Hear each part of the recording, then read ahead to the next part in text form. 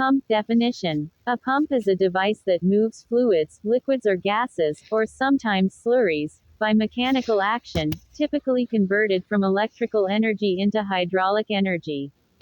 Rotary pump. Rotary oil pump operation works on the principle of pressure increased by volume reduction. The blades rotate inside the cylinder, and a thin film of oil within the cylinder means that there is practically no wear. Differential pressure within the housing produces the oil lubrication. Parts of rotary pump. In rotary pumps, the pumping element designs include gears, lobes, rotary pistons, vanes, and screws.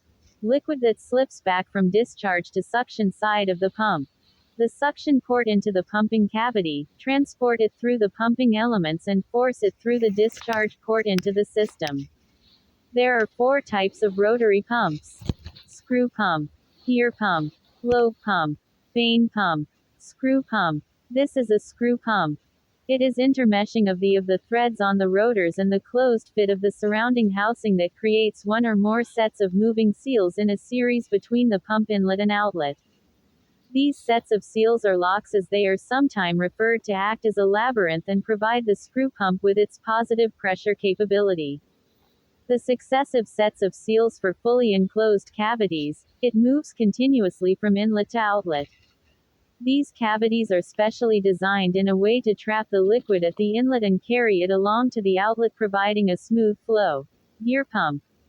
Gear pump. The pump is so neat because it has 2 gears that are side by side or external to each other. Gear pump has 2 gears.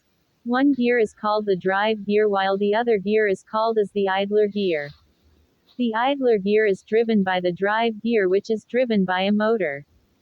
The direction of rotation of the idler gear is opposite to the direction of rotation of the drive gear. The liquid, when enters into the chamber, is trapped in the gear teeth spaces between the housing bore and the outside of the gears, is transferred from the inlet side of the gear pump to the outlet side of the gear pump.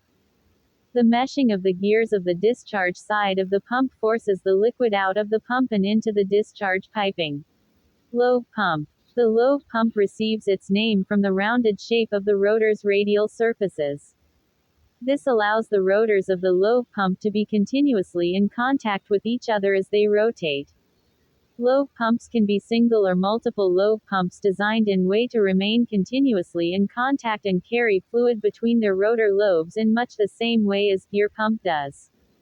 Just like the gear pumps, however, neither the number of lobes nor their shape permits one rotor to drive the other, and so all true lobe pumps require timing gears. Vane pump. Vane pump includes a rotating cylinder containing equally spaced radial pistons arranged radially around the cylinder's center line.